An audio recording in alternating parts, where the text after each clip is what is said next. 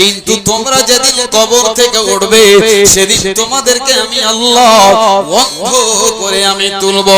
সেদিন ওই বান্দা বলবে ইয়া রাব্বিল মাহশরাতানি আমাম, মাবুদ রে কি এমন অন্যায় করেছি আল্লাহ, তুমি আমার চোখ ছিনিয়ে নিলে, আল্লাহ আমি অন্ধ হয়ে কবর থেকে কেন উঠলাম? ওয়াকাদ কুনতু বাসীরা, রব্বুল আলামিন পৃথিবীতে আমার চোখ ছিল, এই চোখ দিয়ে দুনিয়া দেখতাম, মা বাবা দেখতাম, সবাইকে দেখেছি আল্লাহ। তখন বলবে রে মিথ্যুক, রে বেঈমান, সেদিন মাদ্রাসাতে জালসা হচ্ছিল, দোকানে তোরা আড্ডাবাজি দিচ্ছিলি, যার কারণে আমি আল্লাহ তোর জন্য আলেম ওলামা দুনিয়াতে তোদেরকে জাহান্নামের আগুন থেকে বাঁচাবার জন্য, কবরের আযাব থেকে বাঁচাবার জন্য পৃথিবীতে হাজার হাজার আলেমে দ্বীন তোদেরকে জাহান্নামের আগুন থেকে বাঁচার জন্য কতবার ডেকেছে, তোরা সেদিন সাড়া দিসনি। আমি আল্লাহ এত বড় সুন্দর নিয়ামত থেকে তোদেরকে বঞ্চিত করে দিলাম। তোমার দান গো আল্লাহ, সবই তোমার দান, তোমার দানের নাই কো সীমা, আল কোরআনে প্রমাণ। চোখ দিয়েছো দেখার জন্যে, শোনার জন্য কান, সবই তোমার দান গো আল্লাহ, সবই তোমার দান।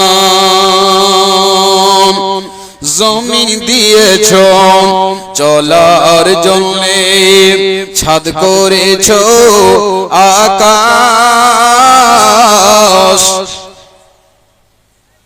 জমিন দিয়েছো চলার জন্যে, ছাদ করেছো আকাশ, তার মাঝে দিয়েছো গো আল্লাহ সকল জীবের প্রাণ, সবই তোমার দান গো আল্লাহ, সবই তোমার দান। নারে তাকবীর।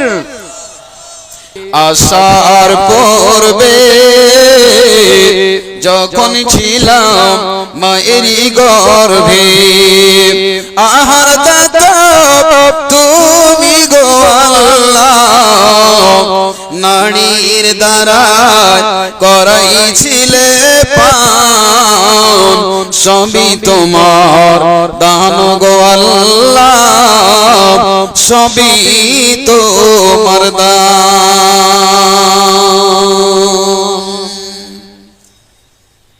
মানুষ জাতি নবীকে যেমন যে ব্যবহার করেছে আল্লাহ রাব্বুল আলামিন, তেমনি তাদের সাথে আল্লাহ ব্যবহার করেছেন।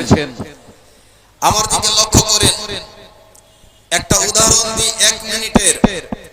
কোন শিক্ষক মাদ্রাসায় কোন ছাত্রকে কোনদিন মারতে চাই বলেন? ইচ্ছা করে শখ করে মারে? মারে না। যেই ছেলেটা পড়তে পারে সেও তার ছাত্র, যে পড়তে পারে না সেও তার ছাত্র, তার শাগির। একই নজরে সবকে দেখেন।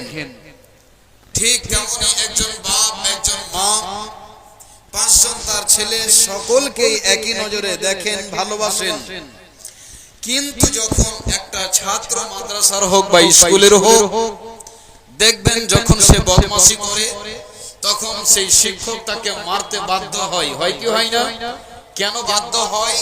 তাকে শাসন করার জন্য, তার ভবিষ্যৎকে, তার আইনদাকে, তার মুস্তাকবিলকে তার রোশন করার জন্য, তার ভবিষ্যৎকে ভালো করার জন্য সেই ছাত্রটাকে মারে, যে মার খেয়ে যেন ছেলেটা আগামী দিনে সে সতর্ক হয়ে যায়, শুধরে যায়। এজন্য ঠিক তেমনি বাপ মাও কোনোদিন চাই না যে নিজের ছেলেকে মারে।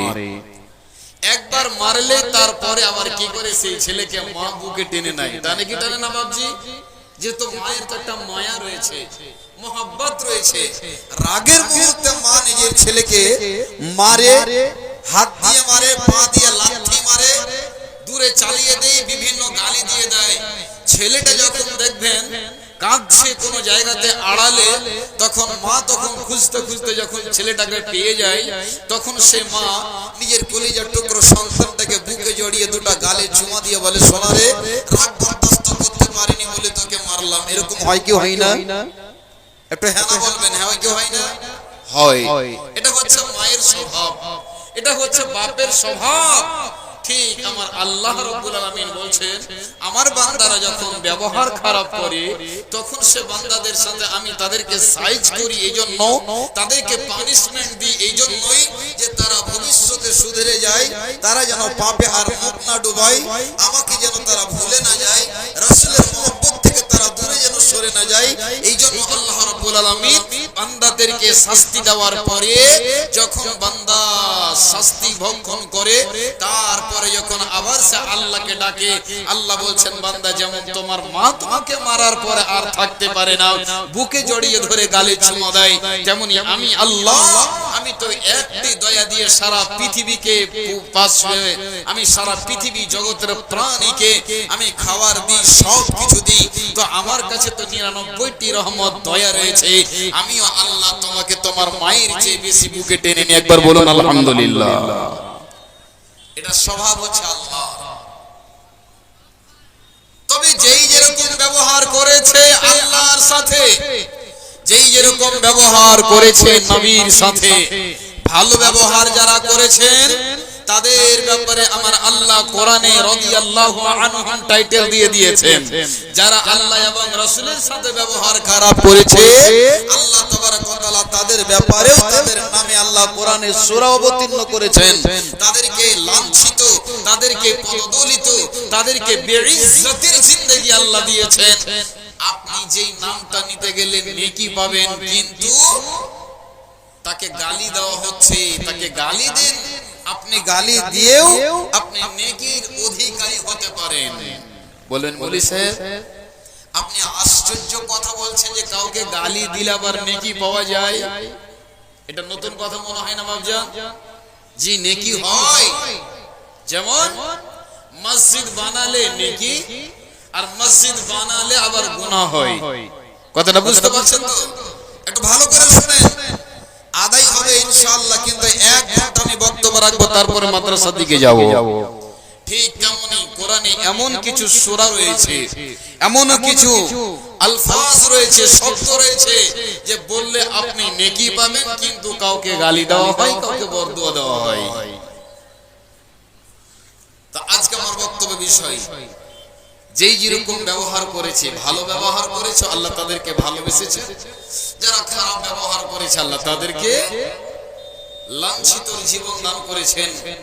যতদিন বাঁচবে সারা পৃথিবীর মানুষ তাদেরকে অভিশাপ বদদুয়া দিতে থাকে এবং তারা চিরস্থায়ী জাহান্নামে থাকবে। এর প্রমাণ আপনাকে কোরআন থেকে এবং হাদিস থেকে দেব। আল্লাহ রাব্বুল আলামিন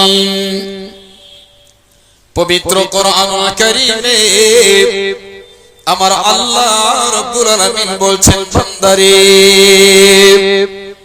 আমি আল্লাহ যারা আমার দলে থাকবে, যারা আমার পার্টিতে থাকবে, যারা আমার সাথে সম্পর্ক ভালো রাখবে, আল্লাহ তাবারক ওয়া তাআলা বলছেন, একটা হলো হিজবুল্লাহ, একটা হলো আল্লাহর দল, আর দ্বিতীয় হলো হিজবুশ শয়তান, একটা হলো শয়তানের দল। তবে এবার আমাদেরকে বেছে নিতে হবে যে আমরা আল্লাহর দলে থাকবো না শয়তানের দলে থাকবো। যারা আল্লাহর দলে থাকবে তারা হবে কামিয়াব, তারা পাবে সম্মানের জীবন পাবে, আর যারা শয়তানের দলে দলে থাকবে। আল্লাহ তাবারক ওয়া তাআলা বলছেন বান্দারে এরা দুনিয়াতে অশান্তির জীবন কাটাবে এবং মরার পরে চিরস্থায়ী তারা জাহান্নামে চলে যাবে। আমার আল্লাহ বলছেন বিসমিল্লাহির রহমানির রহিম ইন্নাল্লাহা আশতারা মিনাল মুমিনিনা আনফুসাহুম ওয়া আমওয়ালাহুম বিআন্নাহুমুল জান্নাহ। আমার আল্লাহ বলছেন মুমিন যারা হবে বান্দারে শোনো শোনো আমি তোমাদেরকে কত ভালোবাসি, আমি তোমাদেরকে কত